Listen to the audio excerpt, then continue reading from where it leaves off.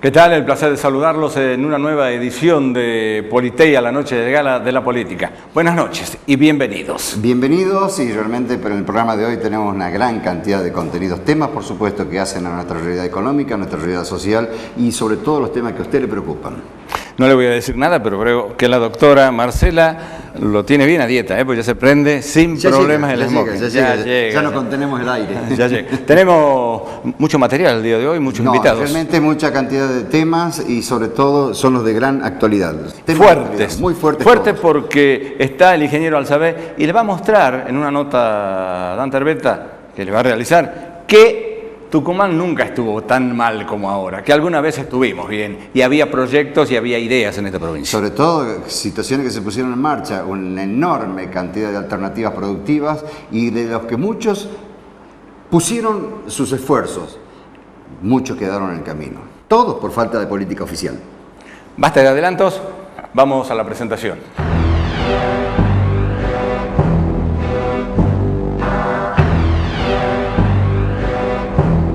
Una de las particularidades de Tucumán es su posición geográfica, su geografía y las bondades. Contar con 18 microclimas nos permite al sector productivo tener inviernos en verano, veranos en inviernos y sobre todo una posibilidad enorme con la cantidad de recursos humanos, lo cual es muy importante para el desarrollo de muchas actividades, recursos humanos capacitados. Al fin y al cabo, 4 universidades, 2 privadas, 2 públicas, nos permite también contar con mucha tecnología, tener acceso a investigaciones. Pero de nada esto sirve si no tenemos un programa. Desde más de 100 años Tucumán afrontó un problema que fue el monocultivo. Luego hubo muchísimos intentos, siempre se pensó en realizar diversificación. Y cuando hablo de diversificación tengo que hablar sí o sí del ingeniero Bernabé Alzabé, el cual llevó adelante un proceso muy importante a fines del siglo pasado. Queda mal decirlo, ¿no? A fines del siglo pasado. Queda mal, pero es verdad. Así es. Desde la Secretaría de Agricultura con un plan muy ambicioso que fue el de insertar muchas variedades de productos, tanto el desarrollo agropecuario, del agro como el pecuario, o sea, realmente el abanico fue muy grande. Retrotrayendo un poquitito a esos años, ¿cuál fue el impulso? Bueno, realmente mi intención, digamos, de poder hacer una diversificación productiva en la provincia empieza desde que yo era presidente de la sociedad rural. Incluso ya en esa época algunos trabajitos hicimos juntos también. Donde uno veía de que Tucumán era una monoeconomía a través de la caña de azúcar. Si bien es cierto, el citro aporta algo significativo dentro de la actividad económica de la provincia, pero indudablemente que el fuerte nuestro, digamos, es la caña de azúcar. Digamos, eso significaba que los años buenos, ya sea climáticos o de precio, eran buenos para la provincia. Pero cuando ocurría lo inverso, eran muy malos para la provincia, y los productores sufríamos el golpe que teníamos que sufrir. Y la población también, porque luego eso generó éxodo rural hacia las ciudades. Si uno ve hasta el día de hoy, digamos, la economía de Tucumán de forma directa o indirecta, el 75% depende de la caña de azúcar. O sea, digamos que es una actividad importante. Pero la diversificación, digamos, a verse parecería una cosa fácil y no lo es. Una de ellas es de que uno debe buscar una diversificación como política de Estado, me refiero, aquellas actividades que no superen a las que ya están o la eliminen dentro de la actividad económica, sino al contrario, tienen que ser un aporte o una actividad complementaria a estas actividades principales, digamos, que tiene la provincia. Además de ese aspecto, también lo que hay que buscar es de que realmente tengan nichos exportables, porque si no tiene un nicho exportable, entramos de nuevo con una competencia muy pobre en el mercado interno, donde la oferta siempre supera la demanda, que obviamente está relacionada con nuestra economía regional, que es una de las características de la economía regional. La economía regional, ¿por qué se caracteriza? porque son mercados internos muy pobres, porque lo poco que se produce es mucho.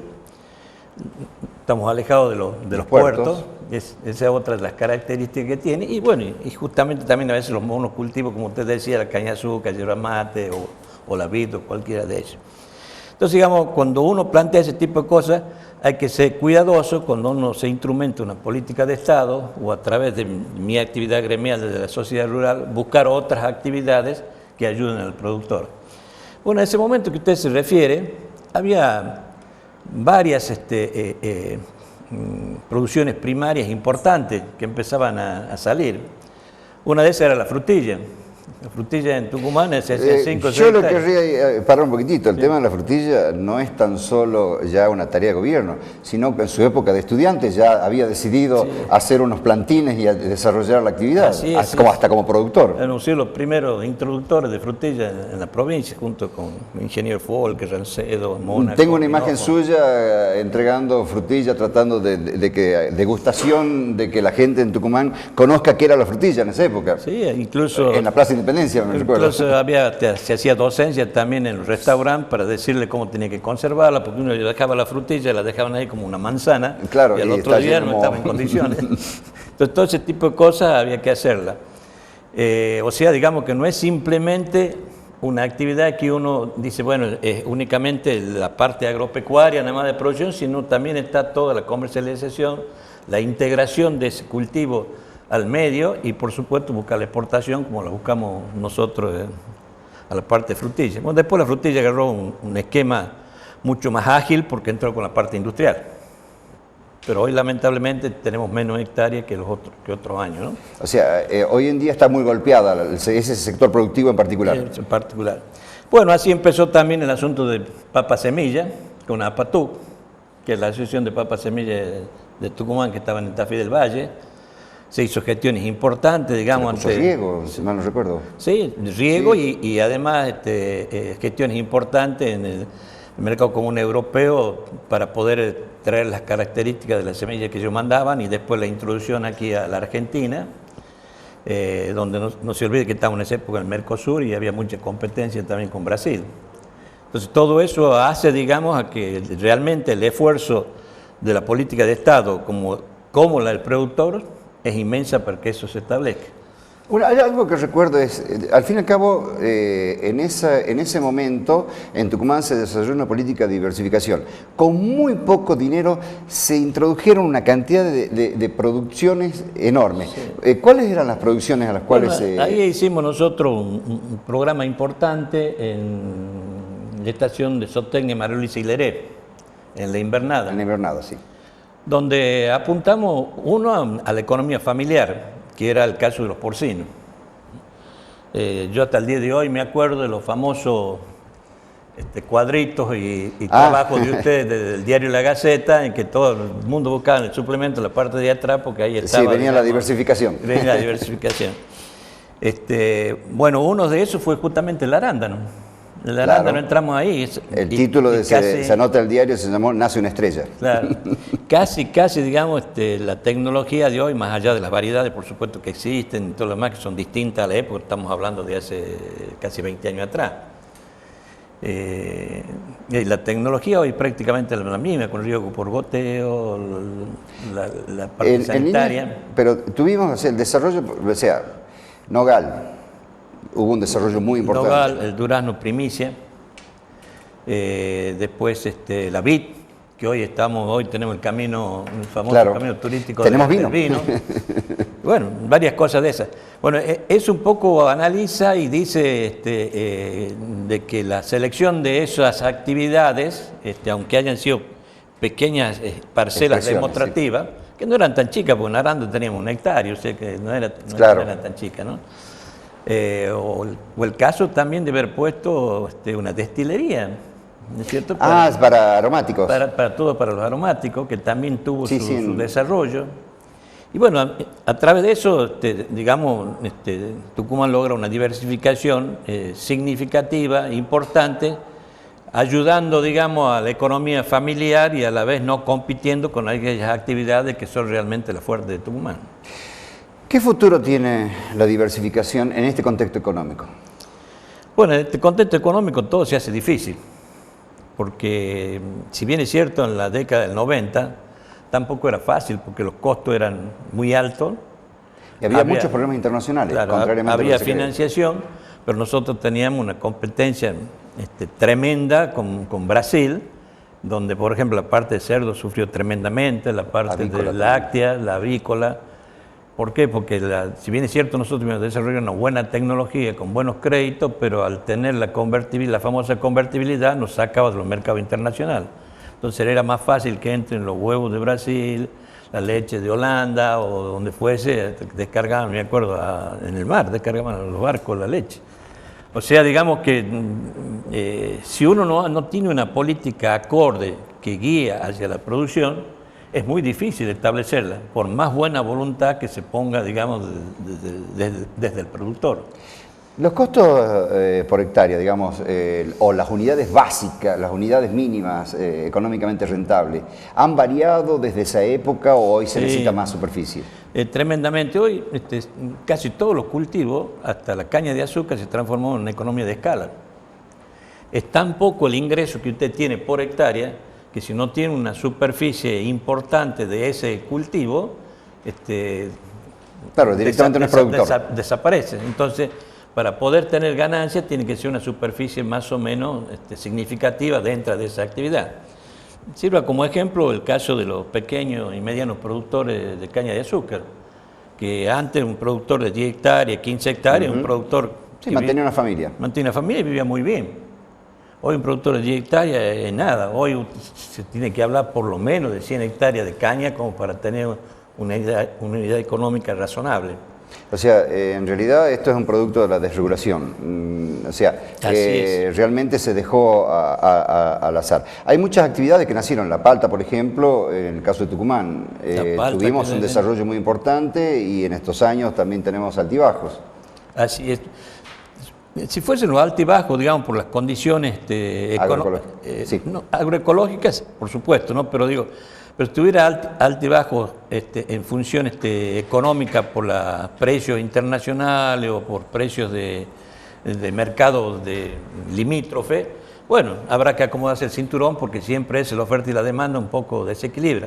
Pero usted cuando entra con las dos cosas juntas, con años malos como hemos tenido este año y con precios deprimidos, es lo peor que le puede ocurrir. Claro, porque normalmente, ¿qué pasa? Cuando usted tiene poca producción, automáticamente lo que usted produce vale más. Pero en estos 3 últimos años ocurrieron las dos cosas. Bajó la producción y bajaron los precios. Entonces, indudablemente, la situación es crítica para el productor. Realmente, digamos, a corto plazo no hay algo que se pueda estructurar. Estas son políticas de largo plazo, son políticas de Estado que permiten... Yo creo que si la política de Estado fija condiciones acordes para recuperar toda esta situación, no se olvide que nosotros éramos el primer exportador del mundo de ganado. Hoy estamos en 7º lugar. Uruguay, que es un pañuelo al lado nuestro, sí, exporta más vaca que nosotros, perdón, más carne que nosotros. Brasil nos quitó todos los mercados de Rusia, que era un mercado que lo hemos abierto nosotros y fundamentalmente la actividad privada. En el caso de, bueno, ahí me viene a la memoria una gran lucha del ingeniero Alzabé en su paso por la Secretaría de Agricultura, era uno de los aspectos, digamos, laterales de la producción. Tucumán tiene condiciones para desarrollar la actividad ganadera, bastante importante, se desarrolló, pero desde los últimos 50 años viene en caída. Teníamos un ingrediente, el abigeato. Sí, pero esas cosas, digamos... Que asustaba al productor. Sí, pero de todo modo, digamos, no hace, porque cuando usted en su campo tiene una ganancia razonable y que lo entusiasma a seguir con esa actividad, uno toma las precauciones y las cosas se logran. Pero cuando usted hace un esfuerzo y las cosas no dan, supongamos usted, Tucumán obviamente nunca va a poder autoabastecerse en carne, pero si usted baja el 50%, el 40%, haciendo inverno nada más, evitando que los terneros de la provincia se vayan afuera y los engorda aquí en Tucumán, y bueno, la cosa, digamos, se acomodaría. Sería como si uno dejara de importar carne dentro del país a Tucumán. Pero eso no lo puede hacer porque usted hoy compra ternero, lo cría, lo recría y lo engorda, lo vende al mercado y cuando quiere reponer ya no tiene plata para reponer la misma cantidad. Supongamos que ya tiene 100 en el campo, los vende y cuando quiere poner los 100 ya no le alcanza. La actividad de los productores también en lo que hacía claro, al tambo caprino, también, o sea, todo, digamos, en los últimos años tuvo una retracción. Claro. Y lo importante, digamos, del sector productivo es de que tiene reacción inmediata. Prácticamente en 2 o 3 años está en carrera de vuelta.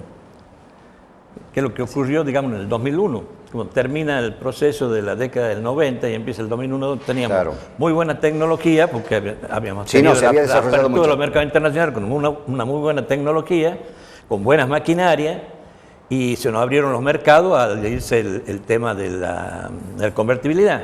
Y bueno, ¡plum!, se fue así. Es más, creo que son los mayores ingresos que tuvo la Argentina. Por otra parte, la historia dice desde que entran las primeras vacas acá a la Argentina, siempre la Argentina fue agroexportadora, no hay otra. Después, es cierto, se desarrolla la industria, pero aquí en base a la producción primaria. ¿Cómo se desarrollan los ferrocarriles? En base a la producción primaria, porque los ingleses vienen y buscan a la vuelta de Buenos Aires, Santa Fe y Córdoba, lo mejor, y de ahí hacían doble negocio, el ferrocarril y se llevaban la producción nuestra. O sea, digamos que si se apuesta a la actividad primaria, yo le aseguro que en muy poco tiempo tiene la posibilidad. Y Argentina es un país bendito. Y sobre todo Tucumán, para redondear un poquitito lo que decía el ingeniero Alzabé respecto de ferrocarriles y demás, bueno, hasta el año 45 Tucumán cubría el 60% del consumo de verde de Buenos Aires, o sea, anual. Realmente, hoy en día no enviamos nada, o sea, hubo una retracción de mercado por distintas circunstancias. Una fue la situación del ferrocarril, hasta que no apareció el camión, no se pudo volver a emprender grandes niveles de producción en la provincia. Tucumán en esa época tenía 600.000 toneladas de verde, hortalizas, pura y exclusivamente, todo en la producción. Demoramos muchísimo tiempo en lograrlo. Ojalá que existan planes, ojalá que existan programas para que Tucumán pueda sacar ese... Yo le quiero dar un ejemplo más, digamos, de cuando las cosas, cuando hay voluntad de hacer las cosas. No sé si usted se acuerda de la época de los ferrocarriles, la famosa virtualización. Y el ferrocarril Belgrano nos cobraba a nosotros, recuerdo muy por bien, venir los trenes, como venían en subida hacia Tucumán, nos cobraban un 20%, y a Salta le cobraban creo que el 40, el 50, una cosa así. Sí, de la tarifa. O sea que el flete que teníamos nosotros era más caro que el flete que se hacía en Buenos Aires. ¿Y por qué? Porque dice que el tren subía. Entonces yo acá en una reunión, en un congreso, también incluso estaban unos chilenos también que me han venido, lo tomaron como una cosa cómica, porque realmente era cómico. Si yo de aquí mando embajada, claro. Yo no traigo nada de Buenos Aires. Todo estoy enviando. Estoy enviando. Entonces el tren viene vacío. El flete debería ser más barato para mí porque voy en embajada. Bueno, eso se logra cuando se hace ¿cómo se llama? La venta de los ferrocarriles, se privatiza los ferrocarriles. Había un canon ferroviario. Entonces, en la gestión mía como secretario de Agricultura, logré, digamos, que no pagando el canon ferroviario, lo que estaban aquí en Tucumán, que era el GNC, era así es. Estaba acá, no nos cobraban, no le cobran el canon ferroviario. A raíz de que no nos cobraban el canon ferroviario, Tucumán era como si estuviese en Rosario. Exactamente, estaba en vez de ser los 1.000 kilómetros, ponía 500 kilómetros del puerto. ¿Sabe cuánto creció Tucumán en soja a partir de ese momento? Más del 100%. Son políticas de Estado. Sin contar las hectáreas de soja que se hicieron en el límite oeste de Santiago del Estero. Creció enormemente, se puso una planta de transferencia. El flete es gravitante para todo. Es gravitante y el sector le da respuesta inmediata. Así es, en el acto invierte. Solamente para terminar, muchas gracias, ingeniero, y para redondear el tema, hizo referencia a artículos en la Gaceta. Fueron 169 alternativas productivas que se presentaron en medio. 169 actividades que podía desarrollar Tucumán, o que estaba desarrollando, o que se estaban experimentando. Toda una cifra, sacando la caña de azúcar, por supuesto. Gracias, ya seguimos.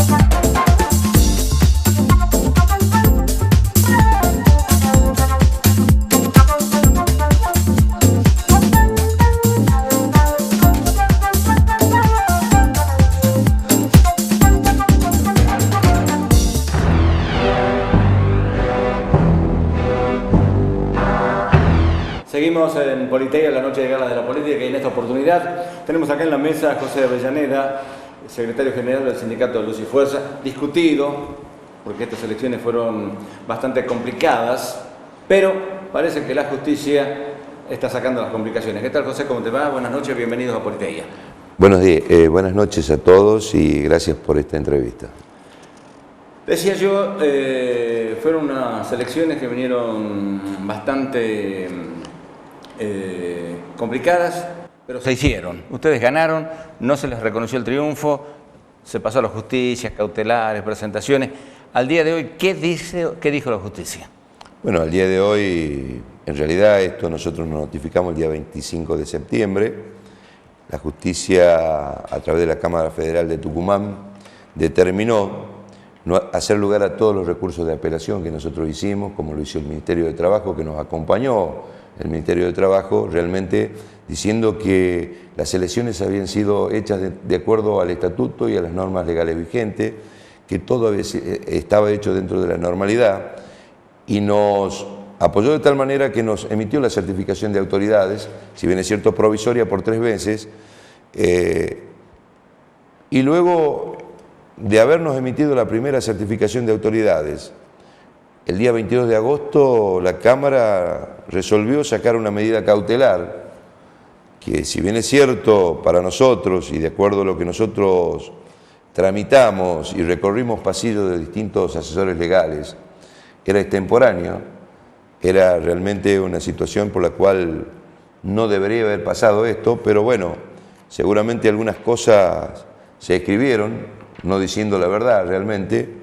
La Cámara Federal de Tucumán le dio lugar a esta medida y el día 25 de septiembre nos notificamos a donde la Cámara resuelve, después de haber pasado un buen tiempo trabajando en estas situaciones, a donde también el fiscal federal Carlos Brito determinó que la justicia federal en primera instancia era incompetente para tratar este tema, dado que era un tema netamente intrasindical.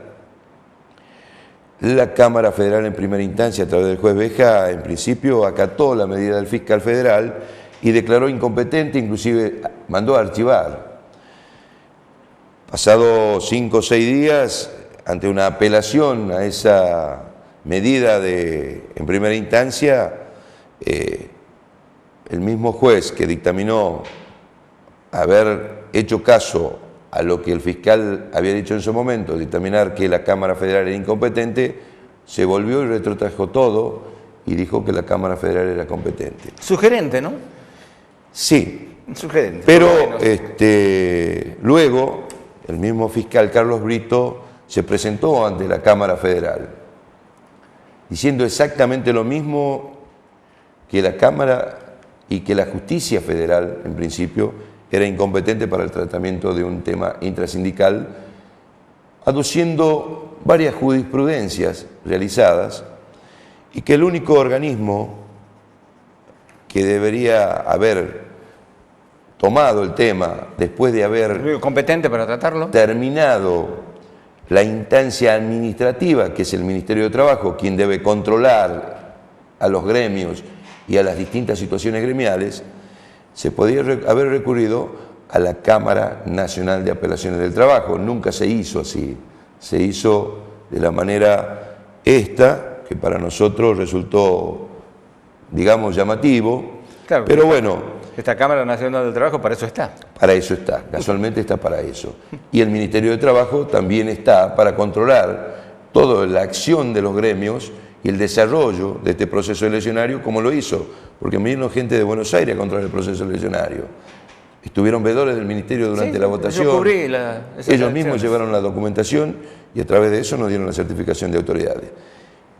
Y lo llamativo de esto todavía es que el Ministerio se presentó en contra de la medida de la Cámara, apoyó y sigue apoyándonos en esto, porque después de esta situación que hoy la Cámara nos emitió esta resolución, dejar sin efecto todas las medidas y todos los hechos producidos en este expediente, el Ministerio de Trabajo ya nos emitió una certificación de autoridades, Por tal motivo nosotros la semana pasada asistimos al Congreso Nacional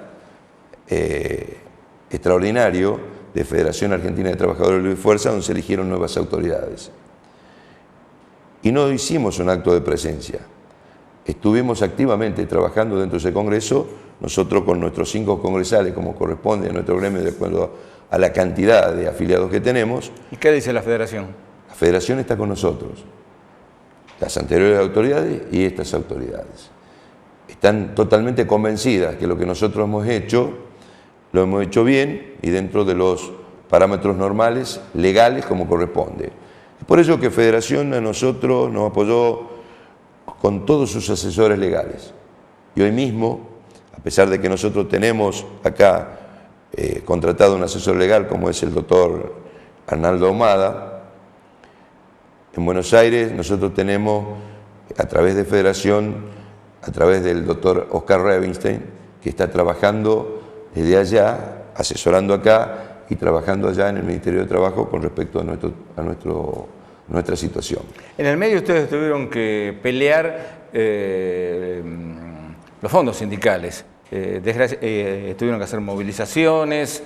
Desgraciadamente, algunas empresas le siguieron otorgando los fondos, los descuentos a las autoridades anteriores. Sí, sí, bueno, algunas empresas hicieron caso omiso a nuestra petición. Nosotros en ningún momento nos presentamos a llevarnos el bolso de plata, porque ese no es nuestro trabajo. Si bien es cierto el dinero de los trabajadores, nosotros lo tenemos que administrar, pero nuestra intención era que hasta que se dilucide esta situación, las empresas hagan un depósito judicial, claro, y luego se le entregue a las autoridades que correspondan. Claro, lo que nos decía, saber que hicimos la nota en el pasaje Jack. Pero la empresa EDET se presentó con un escrito a la Justicia Federal, y si usted ve acá, a donde dice que dejó sin efecto la ampliación de fecha 6 del 11 del 2013, en esa ampliación le dieron la derecha a la empresa para que le entregue los fondos de EDET y de las terciarizadas de EDET, que son los fondos que depositan los trabajadores a través de su cuota societaria a los ex dirigentes.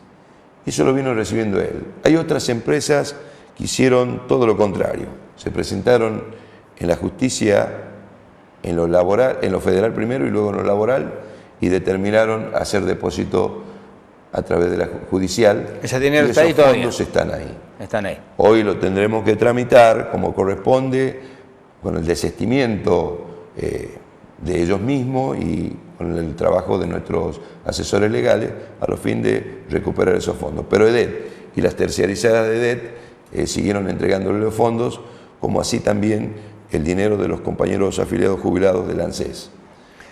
Bueno, esto no sé si quedará alguna chicana por ahí en la justicia que demore la entrega de las instalaciones del sindicato, pero prácticamente esto ya está dado. Ahora, queda la obra, la pelea por los médicos. Bueno, eso es otra. Ustedes y la sociedad tucumana sabe, seguramente por todas las movilizaciones que nosotros hicimos, por todas nuestras presentaciones en la prensa, buscando concientizar a la sociedad de la realidad de este sindicato. La realidad es que los trabajadores pusieron el dinero para realizar estos emprendimientos, desde la infraestructura hasta la investidura del sanatorio con todos sus equipamientos. Tenemos actas, tenemos el acta constitutiva de la empresa, una SA, que si bien es cierto era SA, porque es un emprendimiento del sindicato Luz y Fuerza Tucumán, y el accionista mayoritario son los trabajadores del sindicato Luz y Fuerza Tucumán. ¿Eso consta en acta? Eso consta en acta, en el acta constitutiva de la empresa, como así en las distintas actas de las distintas asambleas que se hicieron en el gremio a los fines de solicitarles a los compañeros mayores aportes para lograr objetivos más rápidos. Eso está en el Ministerio de Trabajo plasmado en actas. Es fácil para la justicia es recabarlo. Nosotros también tenemos copias de todo eso, pero seguramente la justicia va a tratar de recabar profundamente esta situación. Por ahí las copias nuestras son copias simples, pero el Ministerio de Trabajo sabe de la documentación original que se presentó para las distintas situaciones. José, y hasta este momento, ¿cómo estuvieron funcionando como sindicato? Porque presencia nunca dejaron de tener. Bueno, es nuestra ambición, es nuestro proyecto de trabajo y de ahí partió este cambio.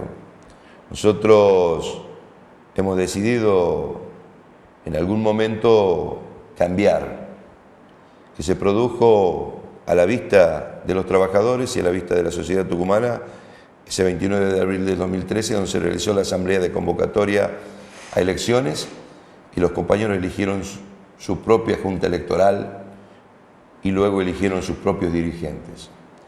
Si bien es cierto, yo era parte de la anterior dirigencia, pero los compañeros nos buscaron a cada uno de nosotros, los que estamos integrando esta lista, para que los acompañemos a trabajar. Lo hicimos y luego nos pidieron que los acompañemos en la conducción de este gremio.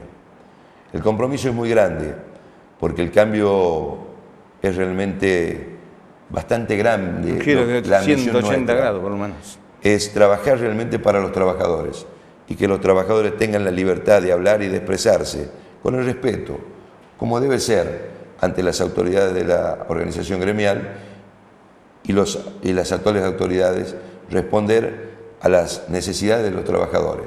Nuestra idea es realmente trabajar para conseguir la felicidad en cada una de las casas de nuestros trabajadores y así vamos a conseguir la felicidad de la familia de Luz y Fuerza, porque ese es el derecho que tienen adquirido todo hombre de bien que a través de su trabajo pueda darle la educación, suplir todas las necesidades como corresponde a cualquier ser humano. Es decir, objetivos que nunca tendría que haber abandonado algún sindicalismo y que hoy está volviendo y con mucha fuerza, ¿no? Con nueva dirigencia. Yo creo que está cambiando la sociedad. Sí, está cambiando mucho.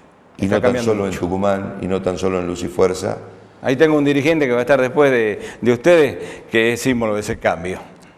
Y yo creo, a pesar de mi edad, yo tuve el privilegio de que los compañeros me eligieran para conducirlos, pero traté de que los que me acompañen sean gente joven, gente nueva, y como les dije en un principio, yo los voy a acompañar a recuperar la organización gremial, a trabajar, pero el mayor esfuerzo voy a hacer por capacitarlos a todos los trabajadores, fundamentalmente aquellos compañeros que tienen la ambición de ser dirigentes, para que este gremio tenga la continuidad como corresponde con compañeros capacitados y que tengan el mismo lineamiento, trabajar por la familia de Luz y Fuerza. Gracias, José, por estar esta noche aquí en Politeia. Gracias a ustedes.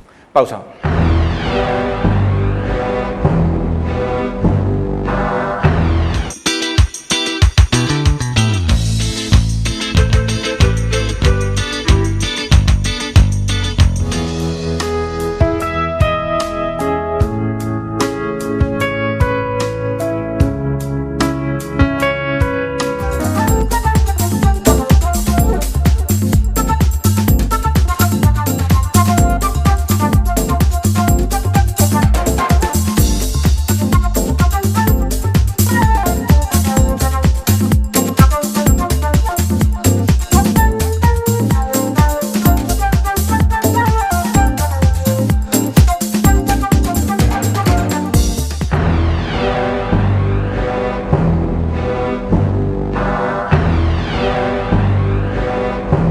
Seguimos en Politeia.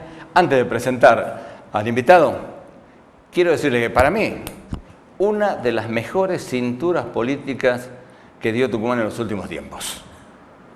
De los que trabajan bien cuando es favorable la situación y siguen trabajando cuando la situación no es favorable. Se sabe mover. Federico Mazo, ¿cómo te va?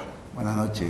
Bienvenido a Politeia. ¿Qué tal? Bienvenido. Y uno de los temas que nos convoca es, ustedes han preparado un trabajo muy importante, un informe que se llama Índice Barrial de Salud Nutricional. Hace muy pocos días está presentado en sociedad. El jueves pasado hemos presentado, esto es un aporte de nuestro instituto, del ISEPSI, del Instituto de Investigación en lo Social, en lo Económico y en la Política Ciudadana, y la verdad que es un aporte muy importante porque creemos que Tucumán ha tenido la oportunidad histórica en estos 11 años con los presupuestos millonarios que ha manejado de haber terminado con flagelos estructurales como la pobreza, la indigencia y dentro de esa situación el tema de la mala nutrición, ¿no? Y la verdad que cuando hemos decidido hacer este trabajo, lo hemos encarado porque veíamos que el relato de las autoridades del Ministerio de Salud de la provincia, del Ministerio de Desarrollo Social, no eran las que nosotros veíamos en la realidad, día a día. Entonces, y eso de hacer territorio, ustedes lo saben, ¿no? Efectivamente. Entonces, tomamos la idea de hacer un índice tomando y viendo cuál es la nutrición en los barrios populares. Entonces, casa por casa, calle por calle. Efectivamente, hemos tomado, en el sentido del trabajo social que tiene el movimiento, nos ha ayudado para hacer el campo, pero es un campo muy extenso. Hemos tomado 45 lugares físicos de la provincia de Tucumán, capital, este, oeste, sur, y hemos relevado peso y talla de 2.265 lactantes, niños y adolescentes entre 0 y los resultados. Yo querría aclarar ahí que justamente talla y peso son los índices que se utilizan en todo el mundo para medir justamente el impacto de la nutrición. A modo de resumen, resalto algunos de los temas que han sacado en el informe. Ellos, sobre 177 lactantes de 0 a 2 años, registraron un 32% de malnutrición y un 21% de baja talla. En relación, por supuesto, siempre a estatura promedio. De sobre 614 de primera infancia, de 2 a 6 años, un 47% de malnutrición y 19% de baja talla. Sobre 1.132 de segunda infancia, es decir, de 6 a 12 años, un 40% de malnutrición y un 9% de baja talla. Sobre 342 adolescentes de 12 a 19 años, tienen un 31% de malnutrición y un 9% registraron talla baja. Realmente la muestra nutricional, la situación nutricional ocupa 2.265 niños y adolescentes. Ese es el tamaño de la muestra. Realmente es importantísimo los datos. Por supuesto, estas medidas respecto a lo que dice la Organización Mundial de la Salud. Bueno, nosotros justamente, usted sabe que había una polémica sobre utilizar en provincia o en países como la Argentina las mismas tablas que se ocupan en otros lugares principales del mundo. Pero nosotros, inclusive, la decisión del equipo profesional y técnico fue utilizar estas tablas de la Organización Mundial de la Salud, porque si no, a primera fase nos iban a decir que estábamos por fuera de lo que fija hoy la Organización Máxima de la Salud. Y así todo hemos llegado a una conclusión que la verdad nos avergüenza, una conclusión que los tucumanos no merecemos tener. El 39% de los lactantes, niños y adolescentes entre 0 y 19 años malnutridos, con un agravante muy grande. Este gobierno, a través de su política social, que nosotros la definimos que ha tenido un fuerte clientelismo atado a una corrupción nunca vista, no han atacado el problema de fondo. Entonces, el ingreso masivo de programas sociales no ha ido destinado a atacar la pobreza estructural. ¿Y por qué digo esto? Porque se le han disparado, después de 11 años, de por supuesto haber bajado los índices nefastos del año 2002, del 2003, pero le han disparado hoy por hoy dos problemas muy serios, que son la obesidad y el sobrepeso. O sea, de esa torta del 39% de niños lactantes y adolescentes malnutridos, el 13% tiene problemas de obesidad, el 19% de sobrepeso, el 2% de desnutrición o bajo peso, como se le llama, y un 5% que está al borde del bajo peso. Realmente es preocupantísimo, muy preocupante. Pero claro, una pregunta que... Por la plata que vino Tucumán. Claro, no, amén de eso. O sea, no hay plata que alcance cuando estamos viviendo una situación básica, que es gente que está viviendo en el Gran San Miguel de Tucumán y que viene producto de éxodo, o sea, es éxodo rural. Esa gente no amaneció de la noche a mañana, no nació en forma espontánea, viene ya desarraigada, viene con profundos problemas. Les cuesta, por supuesto, seguramente incorporarse a una nueva actividad o en un nuevo lugar. A lo que me quería decir, bueno, ustedes sacaron este índice y el gobierno no tardó mucho en contestarles. Sí, en primer lugar salió a hacer declaraciones la titular de la parte de nutrición del CIPROSA, la doctora Sandra Tirado, que la verdad, lejos de cuestionar, digamos, algunos números, planteaba de que no se había tenido en cuenta distintos sectores abarcativos de la provincia, pero la verdad que nosotros, en primer lugar, el informe lo dice, lo hemos planteado sobre poblaciones vulnerables, de barrios populares, de donde nosotros realmente vemos que está la problemática, y lejos de tener una humildad, porque yo creo que este trabajo desinteresado que ha tenido el instituto en hacerlo, me parece que cualquier funcionario, cualquier ministro, si la verdad no tendría soberbia y le interesaría saber, comparar, objetivamente, pedir una copia y cruzar datos. Cruzar datos para ver si lo que le plantean en el CIPROSA es lo que nosotros decimos, objetivamente, lejos de eso, ha salido también en su programa habitual radial, el ministro Yedlin, a plantear de que él no coincide con la cifra, que objetivamente nosotros éramos críticos de estas tablas y hoy las utilizamos. Entonces, la verdad que en primer lugar le decimos al ministro Yedlin que la hemos utilizado para que objetivamente no se nos cuestione. Ahora, le podemos decir al ministro Yedlin que si a cualquiera de los casos de desnutrición que hoy están incluidos en ese 2% del informe, a ese mismo niño que le hemos tomado el peso, la talla, lo llevamos a las tablas históricas, el bajo peso, la desnutrición, se eleva bruscamente. Entonces, la verdad, en primer lugar, eso. En segundo lugar, nos plantea que estamos cerca de una elección. Yo que sepa, en el 2014 no hay elecciones. La primera elección que tenemos, estamos prácticamente a 11 meses. Lo decía recién el amigo al aire, nosotros somos una organización política y social que nunca hemos utilizado la necesidad o el problema real de una persona para hacer política, porque eso es denigrante.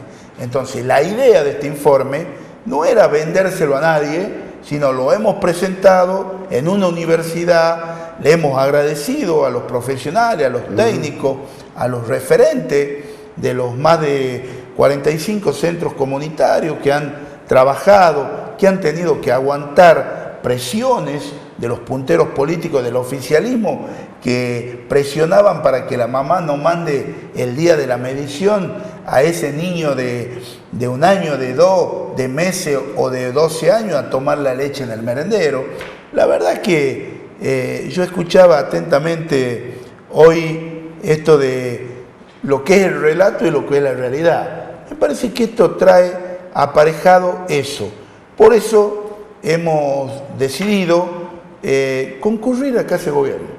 Vamos a ir con nuestro informe y vamos a tocar la puerta del Ministerio de Salud Pública, porque lo que queremos que se sepa, la sociedad de Tucumán, el ministro, el gobernador Alperovi, que atrás de esta estadística hay vidas en juego, y la vida de un niño, de un lactante, de un adolescente en la provincia de Tucumán no puede costar nada.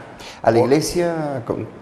A la iglesia le vamos a hacer llegar también una copia del informe, lo habíamos invitado a la Pastoral Social, tenemos una muy buena relación con la Pastoral Social y de paso agradezco al padre Melitón Chávez que juntos hacemos un trabajo muy importante en hacer, en tratar los chicos que tienen, que a la pobreza estructural se le ha incorporado un flagelo tan duro como el tema de la droga, y también vamos a llevar este informe a nuestros representantes de la legislatura, a la presidenta de la Comisión de Salud, porque creemos que de una vez por todas, más allá de la disputa política, de las diferencias políticas, hay que terminar con el concepto que el Estado le pertenece a una persona o a un partido político. El Estado y los recursos del Estado son de todos los tucumanos. Entonces nosotros le vamos a llevar al ministro Yedlin y a todo su equipo los 2.265 casos con nombre y apellido para que sepan objetivamente dónde está, si el CAP lo asiste o no lo asiste, pero hay que tener una realidad, hay que ver una realidad. ¿Tienen idea ustedes? Es lo que yo le decía, ¿vio? La pelota en el campo del gobierno. No, si cintura política le sobra. De todas Te formas, felicito, Federico, verdaderamente. Me gustaría ¿no? hacer una consulta, si tienen una evaluación de qué cantidad de comedores están funcionando en el Gran San Miguel Tucumán. Bueno, mire, nosotros hemos estado tratando de trabajar un informe, pero todavía calculamos que hay funcionando más de 90 comedores a lo largo y ancho de la provincia. Sí, hacía la pregunta. Una realidad que la verdad, después de 11 años, no haber podido garantizar que ese niño, que esa nena que va a tomar la merienda o a almorzar no lo puede hacer en la casa, la verdad que da mucha pena. Y para terminar, se ha incorporado una realidad que no la quieren ver. Hoy tenemos que asistir a que la hermanita mayor vaya con una botella plástica vacía, no tome la leche y lo que sobre de la olla lo pida acá, cerca de acá, de barrios de la capital, de la zona sur de la capital, del este y de toda la provincia, porque esa en muchos casos es la cena de esa familia. Realmente grave la situación y todo un tema. Pausa.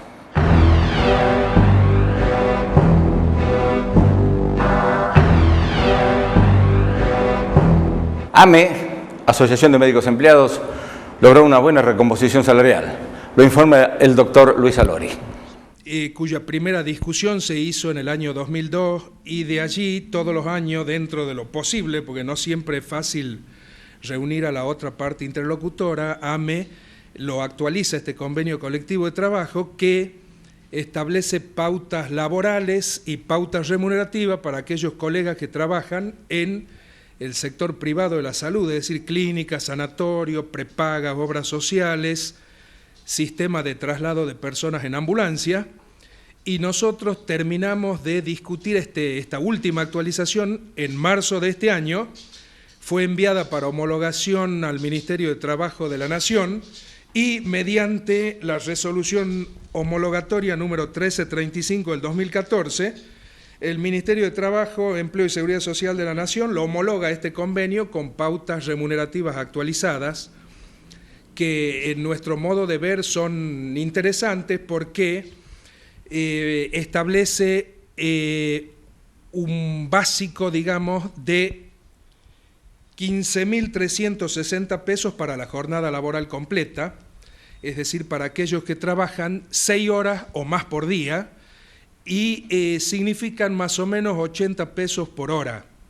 Lo interesante de nuestro convenio es que establece un escalafón por antigüedad que es el 2% mensual por cada año, calculado en forma acumulativa. De esa manera, alguien que tiene 10 años de antigüedad pasa a tener un básico de 17.880 pesos, el que tiene 20 años de antigüedad, 20.958 pesos, y el que tiene 30 años de antigüedad, 25.000 pesos. O sea que en nuestro modo de ver y dentro de, digamos, las dificultades que tenemos para rediscutirlo en la brevedad, porque no siempre logramos que la interlocutora nuestra, que es la parte empresarial, digamos, se reúna. A pesar de ello, nosotros pensamos que este es un convenio bastante favorable para los colegas, y el tema ahora es realmente hacerlo cumplir por todos, porque usted sabe que esto es una ley nacional al ser un convenio, ¿no? Claro, esa era la pregunta siguiente, es decir, las posibilidades de hacerlo cumplir, que se vaya realizando en la práctica, aunque más no sea poco a poco. Sí, hace 2 semanas enviamos 100 cartas con aviso de retorno a 100 instituciones privadas que emplean médicos en el ámbito de la provincia de Tucumán, informándole de la vigencia de este convenio, que por otro lado fue debidamente publicado, y solicitando que nos hagan llegar la nómina de profesionales que trabajan en esas instituciones para poder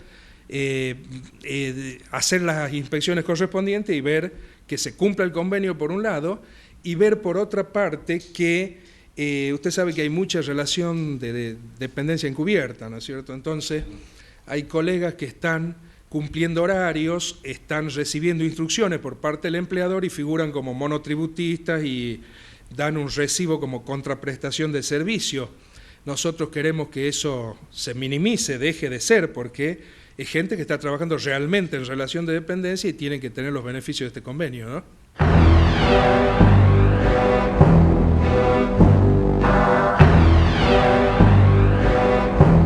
Última parte de Politeia. Yo sé que Dante Herbeta le va a tirar unas cuantas cosas a usted que lo va a dejar, pero esperando el otro programa. Bueno, ya de por sí el programa hasta el momento tiene una cantidad de contenidos espectaculares, seguramente a usted le ha despertado una que otra inquietud.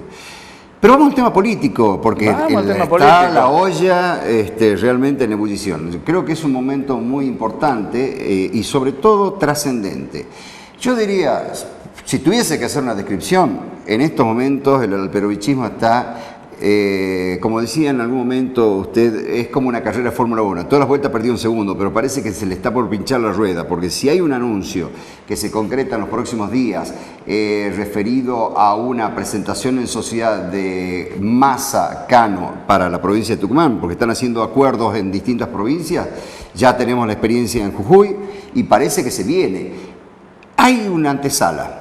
El fin de semana que pasó al anterior, hubo una cena en un lugar muy interesante de Buenos Aires, donde se juntan aquellos que no quieren prensa. Y ya estuvo reunido, ya hubo una cena Cano con Massa.